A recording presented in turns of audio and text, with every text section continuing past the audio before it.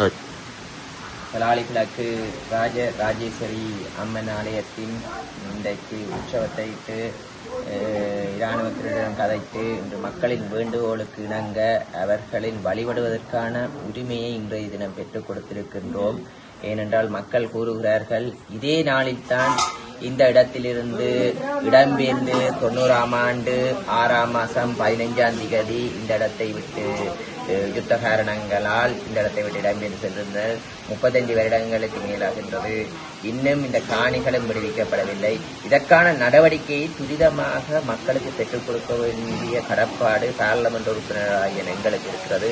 அதற்காகத்தான் இந்த பிரதேச மக்களும் நம்பிக்கை நிமித்தம் வாக்களித்து நிற்கிறார். அந்த நம்பிக்கையை பலப்படுத்த வேண்டிய கடப்பாடு நமக்கு உண்டு. இதற்கான நடவடிக்கை எடுப்பதற்காக எமது அரசாங்கத்திற்கான இந்த தகவலை தெரிவிப்போம். அதே நேரம் இந்த ஆலயத்திற்கு இப்போது தற்காலிகமாக ஒரு சிறிது காலத்துக்கு தற்காலிகமாக வந்து செல்வதற்கான நடைமுறையை எடுப்பதற்கு நாங்கள் தீர்மானித்திருக்கிறோம். தற்காலிக வீதியினூடாக எதிர்வரும் காலத்தில் இது பூராகவும் கிழக்கு பகுதியை விடுவிப்பதற்கான நடவடிக்கையை நல்லெண்ண சமிக்கையையும் இராணுவ தலைவர் சமிக்கையை தெரிவித்திருக்கின்றனர். வந்திடத்தில் எதிர்வரும் காலத்தில் இந்த பிரதேசமானது அழகான மக்கள் குடியிருப்பாக இந்த ஆலயத்தை அழகான மக்கள் குடியிருப்பாக சிந்தளிப்பான பிரதேசமாக இடம் திகழும் என்று வரும்போது தெரியும். இந்த பிரதேசம் என்பது காடு மத்தியிருக்கிறது. இந்த அம்மா என்னிடம் தெரிவிக்கும் போது கருத்தை தெரிவிக்கும் போதே உணர்கிறேன். அழுகிறார், கண்ணீர் வருகிறது. இப்போது இங்கே வந்து தன் வாழ்வேன் என்ற எண்ணப்பாடுடன் இருக்கிறார். அதற்காக நாங்கள் துரிதமான நடவடிக்கை எடுப்பதற்காக இந்த பிரதேச வாழ் மக்களுக்கு தெரிவித்துக் கொள்கிறேன். 35 லட்சமாக நாங்கள் அதிகாக தான் வாழ்ந்து கொண்டிருக்கிறோம்.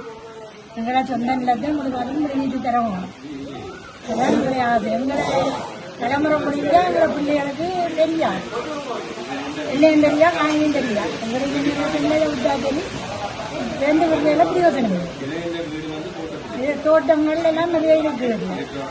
நல்ல பொருளைகளை போகணும். அதனால இருக்கா அப்படி விட்டு தரவும்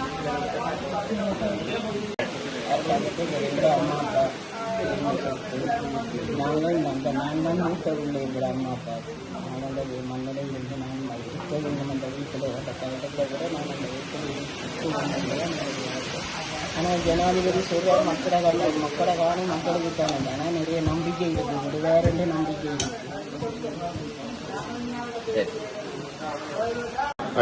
3 தலைமுறை காலம் அணிந்து விட்டது. நாம் 3வது தலைமுறை காலம் 4வது தலைமுறை காலத்திலாக நிம்மதியாக எமது பிரதேசத்தில் வாழ்வதற்கு இந்த அரசாங்கம் அன்றா திசைநாயக்க அரசாங்கம் எங்களுக்கு ஒரு முடிவொன்று எடுத்து இந்த இடத்தை விட்டுத் தருமாறு எங்களுடைய மாண்புமிகு ஜனாதிபதி அவர்களை பணி அன்போடு கேட்டுக்கொள்கின்றோம்.